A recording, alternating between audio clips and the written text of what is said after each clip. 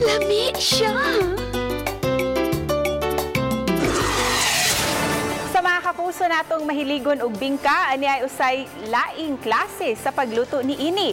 Nailado na gayud kini natong mga Pinoy ang bingka. Busa mga kapuso atong sayran kining pinalahi nga bersyon sa bingka nga siguradong lami siya.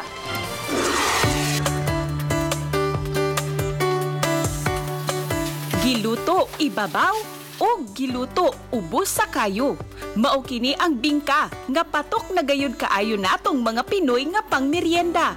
Aduna po'y lain-laing klase ni ini. Diin adunay puti, pinaliki o bakaha bingkang dawa. Ug sagad na sa atong nailhan, mao ang pinauga nga bersyon sa pagluto ni ini.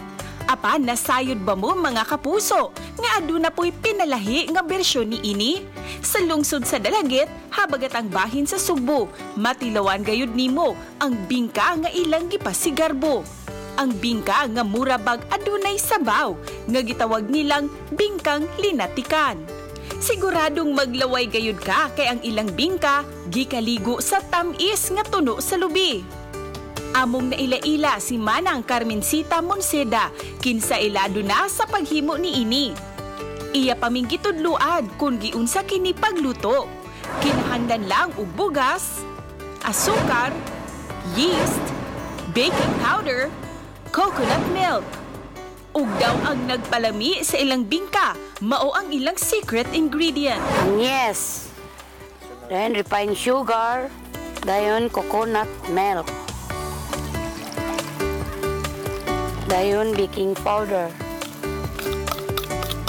O, tangtangon gid di siya ang hangtod siya matunaw. Human gisagol-sagol ang mga ingredients, giluto kini og pipila ka minutos. Apan sa dili una kini hawunon, gipatuan na usab kini og latik.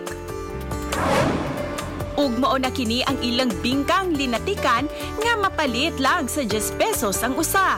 Matud ni Manang Carmencita nga nahimo ng tradisyon sa ilang pamilya ang paghimo ning maong bingka. Nagsugod siya sa ako pa jud ning lula. Ang nalang gyapon. Kaya ako namang mama mo'y kuan namo nga inanaon jud pagkuan. Dili siya kulangon ang iyang templada.